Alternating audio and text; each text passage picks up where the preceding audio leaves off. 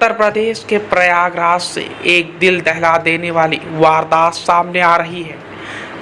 थरवई थाना क्षेत्र के खेवराजपुर गांव में एक ही परिवार के 5 लोगों की हत्या कर दी गई। इतना ही नहीं, वारदात के बाद आरोपियों ने घर में आग लगा दी। घटना के बाद इलाके में सनसनी फैल गई। शुरुआती जानकारी के मुताबिक ईंट पत्थर से मार मार कर बेरहमी से परिवार के लोगों की हत्या की गई है। पुलिस को घटना की जानकारी प्रदीप कुमार यादव ने दी।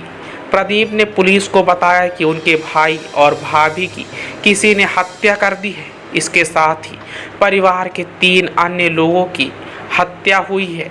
सामूहिक हत्या की सूचना मिलते ही पुलिस मौके पर पहुंच गई। वहीं एडीजी प्रयागराज जोन प्रेम प्रकाश ने बताया कि शुरुआती जांच से लग रहा है कि लूट के इरादे से आए बदमाशों ने वारदात को अंजाम दिया है। आशंका है कि उन्होंने सबूत मिटाने के उद्देश्य से घर में आग लगा दी। हालांकि बारीकी से जांच की जा रही है। मौके पर फॉरेंसिक और डॉग स्क्वाड की टीम जांच कर रही है। अब हम आपको बता दें कि परिवार में किन लोगों की हत्या हुई है। परिवार के मुखिया राजकुमार यादव, उनकी पत्नी कुसुम यादव, बेटी मनीषा यादव, बहू सविता यादव और 2 साल की मासूम पोती साक्षी की भी हत्या हुई है। इस हत्या से ठीक 7 दिन पहले यानी पिछले शनिवार को भी प्रयागराज में इसी तरह की वारदात हुई थी, जिसमें परिवार के 5 लोगों की हत्या की गई थी। प्रयागराज से वीरेंद्र द्विवेदी के साथ उमाकांत तिवारी की एक रिपोर्ट। हुई है, परिवार वाले मारे यहाँ, डेरी वाला परिवार वाला मारे यहाँ, उसका सब परिवार पकड़ा।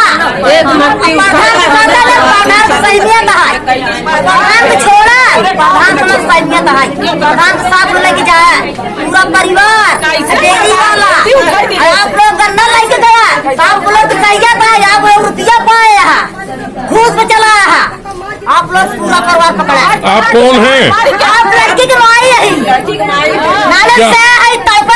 क्या नाम है आपका? उर्मिला नाम है। के परिजनों को भी समझा दिया गया है, वो काफी हद तक समझ गए हैं।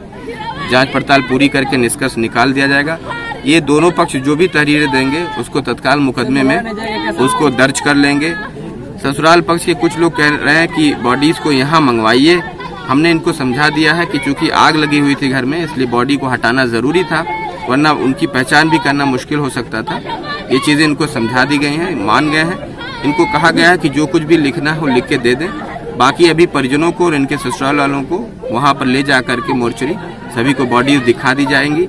जो भी लिखेंगे उसी आधार पे कार्रवाई होगी और पुलिस टीमें जो सच्चाई होगी उसको बहुत जल्दी निकाल के आपके समक्ष रख देंगे।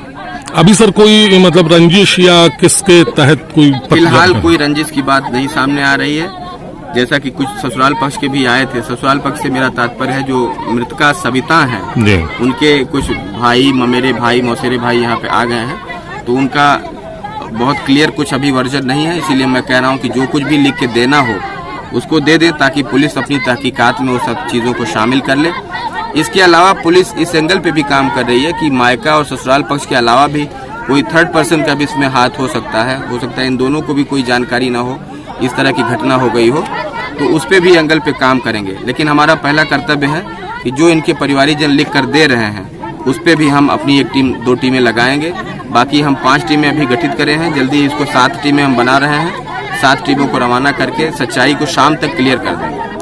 धन्यवाद। और सर एक चीज, सर ये जो कुसुम देवी को बताया गया कि उनकी सांसें चल रही, उनका क्या है? हाँ, मैंने अभी बता दिया आपको कि कुसुम देवी जो कि जब पुलिस टीम पहुंची थी तो उनकी सांसें चल रही थी, तो पुलिस का कर्तव्य था कि तत्काल उनकी जीवन रक्षा की जाए, तो तत्काल उनको यहाँ से अस्पताल रवाना किया गया था, परंतु उनकी भी मृत्यु हो गई है, ये सूचना मिली है। तो कुल 5 मृत्यु है। एक बेटी जो 5 साल की वो बची हुई है। घर में कुछ लूटपाट भी हुई है कि? बहुत क्लियर नहीं है, क्योंकि बेडरूम में मैंने पहले भी बताया कि बेडरूम में आग लगी हुई थी, तो आग को बुझाया गया है। अब उसमें साक्ष्य कलेक्ट किए जा रहे हैं, क्योंकि अभी भी आग के उसमें अवशेष हैं, उसमें जाना मुश्किल हो रहा है, तो इसलिए वो चीजें बाद में निकल के आ सकती हैं।